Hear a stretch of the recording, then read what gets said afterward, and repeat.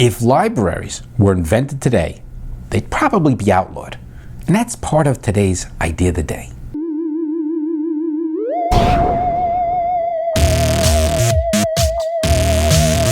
If I read a book right now, and I finished the book, I'm on the last page, and I said, well, that was a great book, and I lend you the book, that's fine, right? It's been done for centuries. In fact, since the beginning of printing, people have been lending each other their books, their newspapers, their magazines, whatever it may be. And that's always been okay. In fact, it's not only okay, it's endorsed by public libraries. Public libraries frequently have not only books, but they've had records ever since records have been along, and eventually CDs and VHS tapes. They eventually had that, and of course DVDs and Blu-rays. So you can go to your local library and get pretty much the newest books, the newest movies, the newest everything for free. But nobody complains. Isn't that a little weird? Because if I did almost the same thing, in other words, if I take my copy of something, and of course libraries purchase a lot of their things, and some of it's donated.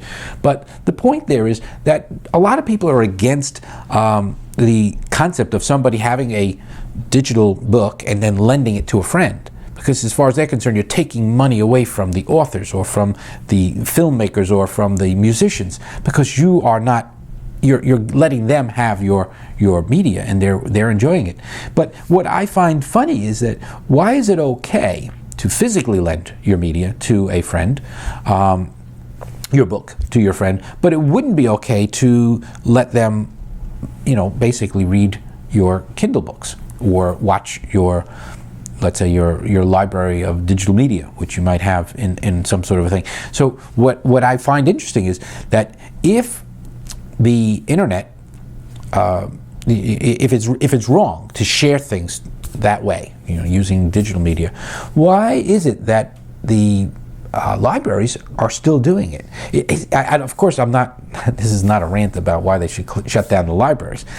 In fact, libraries are still a great place, especially if you are a student and you're not going to buy all the books that you're going to read. But the reality is that there seems to be a double standard. And that's, I guess, the essence of today's message. There is a double standard. Why do authors complain so much when somebody wants to, let's say, read a book and then let their friend have it? I mean, secondhand books in school are very common right now. And of course, every time they do that, they're depriving their authors and publishers of the royalties to that. I think that they really need to rethink the entire principle of sharing. The ability to share things.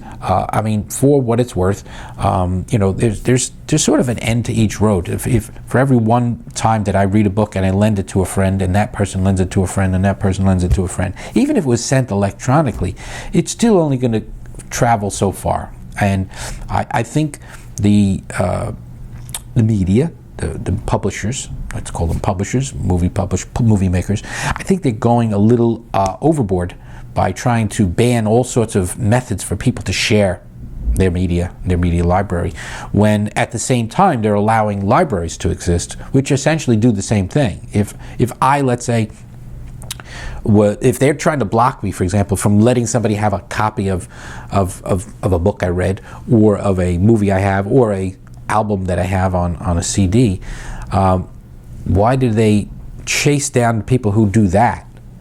Whereas those same people, if they wanted that exact same stuff, they can go to almost any library, and chances are just about every major book that you want to read, just about every movie you want to see is potentially there. So it's just an interesting thing, and that's just a bit of a thing to think about. And that's today's idea of the day. All right, so that's today's idea of the day. I hope you liked it. If you visit ideaoftheday.com, you'll see a new one every day. Every day.